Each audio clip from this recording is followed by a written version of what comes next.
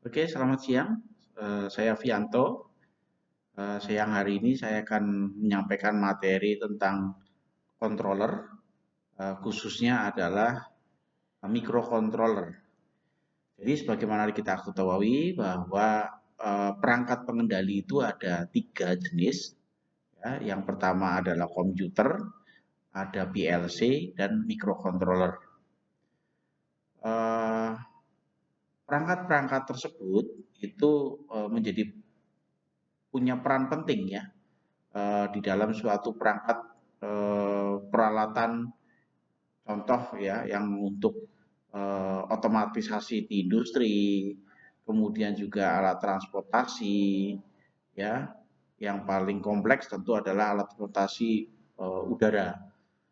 Kemudian juga di medis atau di militer. Itu mempunyai peran yang penting.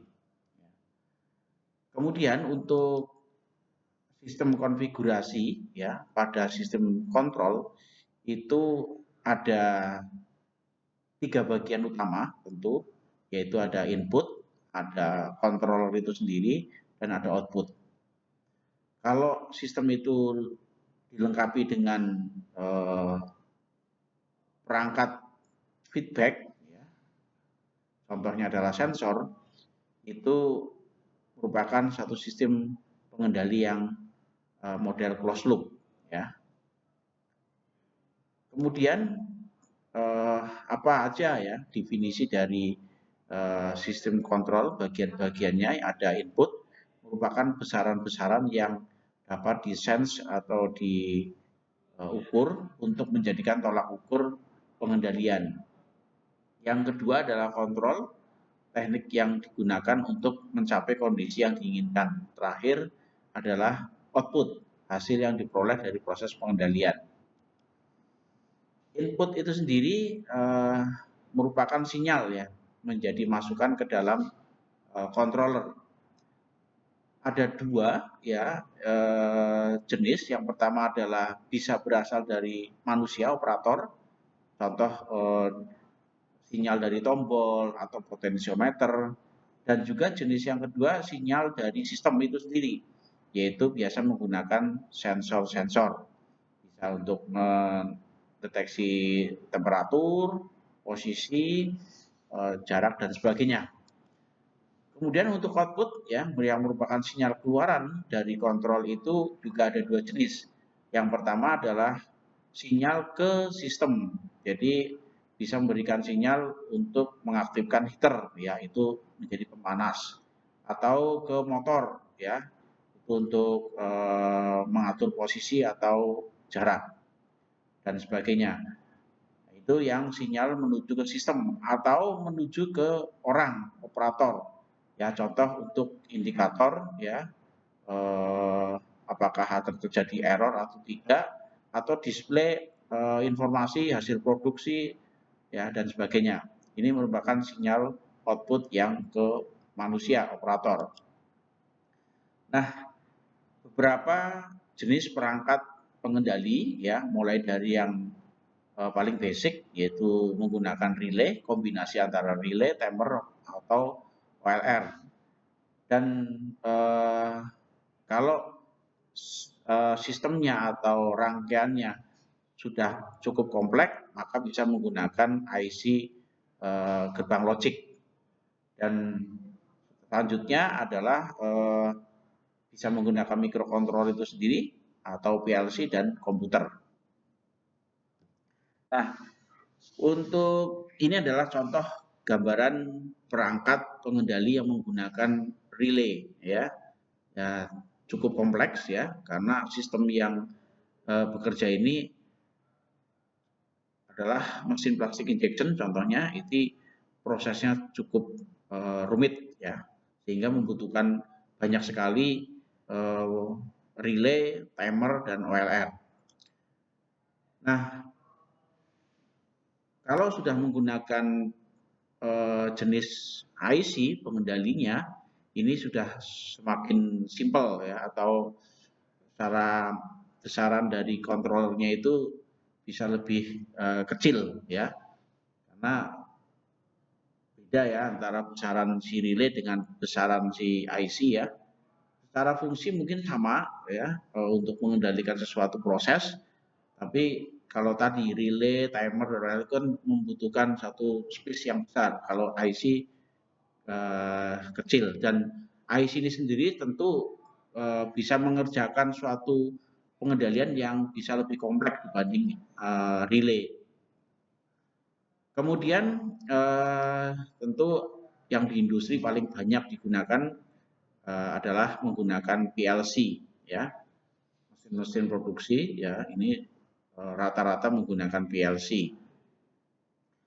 Nah, untuk perangkat-perangkat yang lain yang lebih simpel ya, itu ada yang menggunakan microcontroller, atau yang paling kompleks biasanya tentu menggunakan mikroprosesor ya, yang ditanamkan di dalam komputer.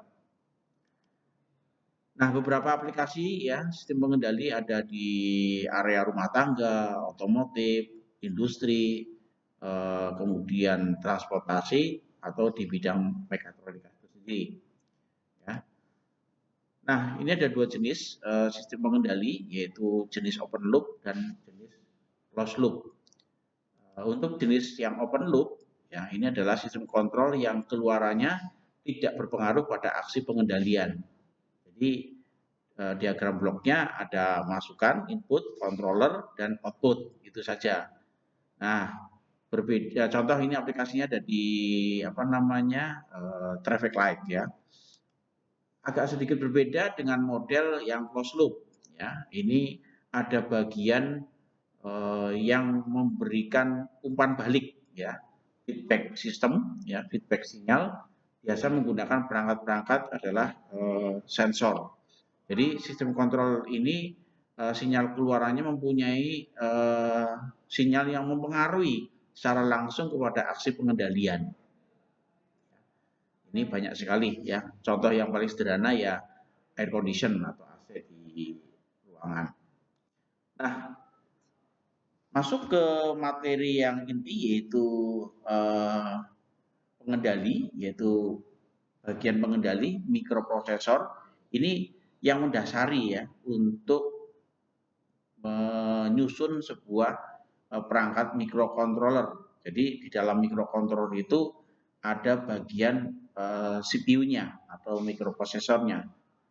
Nah, mikroprosesor sendiri terdiri dari 3 bagian, yaitu ada arithmetic logic unit, ALU, ada register unit, di dalamnya juga ada akumulator, dan yang terakhir ada control unit. Jadi 3 komponen utama ini yang menyusun CPU. Ya. Pemrosesan itu dilakukan di ALU, di bagian ALU, yaitu aritmetik, ya tambah kurang kali bagi. Logic itu sendiri ada 6 proses, yaitu AND, OR, NAND, NOR, XOR, XNOR. Nah, di situ proses untuk penghitungan, kemudian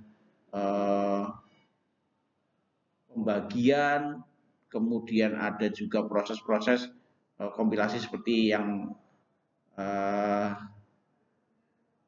membandingkan satu nilai A terhadap nilai B dan sebagainya. Ini ada di bagian ALU. Kemudian hasil dari proses yang ada di ALU itu bisa disimpan sementara di dalam register ya, yang juga terdapat akumulator juga sebagai alat untuk penyimpan komponen penyimpan sementara. Nah, proses urutan pekerjaan itu dilakukan oleh si control unit. Jadi mana yang akan dikerjakan terlebih dahulu itu adalah bagian CU-nya. Jadi otaknya itu membutuhkan 3 bagian, ALU, RU, dan CU ya, bagian CPU-nya. Untuk mikroprosesor itu mempunyai peran utama ya, menjadi pengendali ya seluruh sistem di dalam unit pengendali ya. Kemudian fungsi dari mikroprosesor ya adalah tentu mengambil instruksi dan data dari memori, memindahkan data dari dan ke memori, mengirim sinyal kendali dan melayani sinyal interupsi, mengerjakan operasi logika dan aritmetik tentunya yang ada di ALU dan menyediakan timer untuk siklus kerja sistem mikroprosesor yang juga dilakukan di microcontroller. Nah, suatu perangkat pengendali bisa digunakan itu kalau sudah terdiri dari 7 bagian ini yang kita biasa kenal dengan sistem minimum ya, baik ini mikroprosesor. Sistem minimum ini ada bagian tentu adalah I/O port, ada CPU itu sendiri ya, kemudian ada memori RAM-ROM dan ada bagian yang menyalurkan data, bagian yang mengalurkan alamat address bus dan yang terakhir ada control bus. Yang penting juga adalah di sini dibutuhkan suatu komponen clock ya, komponen clock. Ini perangkat ini ya, ini adalah sistem minimum, artinya tidak berfungsi kalau ada satu bagian yang tidak ada ya, harus terpenuhi ke 7 bagian ini sendiri. Kemudian microcontroller itu seperti apa isinya atau arsitekturnya, bagian-bagiannya. Kalau kita mengenal tadi mikroprosesor itu hanya ada 3 bagian, yaitu ALU, RU, dan CU, ini yang disebut dengan CPU. Kalau microcontroller ini sebenarnya hampir dibilang ini satu sistem minimum. Berarti sistem minimum ini sudah bisa digunakan untuk sebagai perangkat pengendali. Kalau mikroprosesor itu harus dilengkapi dengan banyak perangkat, tambahannya ada 6 ya. Kalau yang microcontroller ini sudah menjadi sistem minimum, artinya sudah bisa langsung diaplikasikan. Hanya saja memang ada satu bagian yang tidak bisa ditanam di dalam satu IC ini, yaitu bagian clock-nya. Nah, kalau kita coba bandingkan ya diagramnya antara mikroprosesor dengan microcontroller, bisa terlihat seperti ini, bisa lebih menggambarkan. Ini sama-sama IC ya, IC pengendali ya. Untuk IC pengendali yang mikroprosesor ya ini hanya terdiri dari ALU, RU dan CU. Tapi kalau mikrocontroller sudah lengkap ya, hanya kurang satu yaitu bagian clock aja. Jadi relatif sudah siap digunakan yang mikrokontrol dengan menggunakan ditambahin clock maka sudah bisa difungsikan untuk pengendali. Namun kalau mikroprosesor masih butuh banyak perangkat-perangkat yang lain. Kemudian ini secara detail apa aja perbedaan antara mikroprosesor dengan mikrocontroller, yaitu ada bahwa di mikroprosesor masih membutuhkan perangkat-perangkat yang lain karena tidak ada RAM, ROM, I/O port, ya, kemudian juga address, ada kontrol dan data busnya belum ada, ya. Kalau di microcontroller sudah ada, hanya kurang di bagian di dalam IC-nya itu kurang clock aja, bagian clock pembangkit detak ya. Kemudian kalau mikroprosesor spesifikasi sistem itu dapat di-upgrade, sedangkan untuk microcontroller sudah fix ya, tergantung dari tipenya. Harganya tentu mikroprosesor relatif lebih mahal dibanding dengan microcontroller. Kemudian kemampuan untuk pemrosesannya itu prosesor jauh lebih besar, lebih tinggi daripada microcontroller. Kemudian juga tentu dapat mengolah data lebih banyak dibanding microcontroller dan untuk perawatannya di mikroprosesor itu mudah ya karena bisa dalam satu sistem pengendali yang menggunakan mikroprosesor itu bisa bagian mikroprosesornya atau I/O portnya atau bagian RAM-ROM-nya bisa diganti kalau terjadi kerusakan secara independen.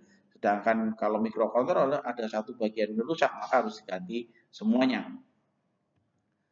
Nah, untuk bahasa pemrograman di microcontroller ini ada bahasa mesin, ada bahasa assembler. Dan kalau kita menggunakan perangkat-perangkat mikrokontroler sudah tersedia di pasaran, itu kita sudah banyak yang menggunakan bahasa C, bahasa editor, sehingga kita akan lebih mudah untuk menuangkan ya alur pikir kita untuk dituliskan dalam suatu program di dalam mikrokontroler ya. Kalau bahasa yang sekarang kita kenal adalah bahasa C, bahasa editor, bahasa manusia ya. Kalau bahasa assembler, bahasa mesin itu tentu lebih memang lebih simpel, tapi secara pengaplikasinya lebih kompleks ya. Nah, ini adalah beberapa mikrokontroler yang tersedia di pasar. Ya, ada yang produknya dari Atmel, ada yang dari Motorola, Renesas, Maxim, BS, dan dari PIC. Ya, ini salah satu jenis ya mikrokontroler ya yang dari keluaran dari Atmel ya. Itu ada yang paling banyak di pasaran, yang paling banyak diaplikasikan, yaitu jenis Arduino. Arduino sendiri ada beberapa tipe, ada yang Uno, Mega, dan Due. Masing-masing tentu memiliki kelebihan dan kekurangan masing-masing.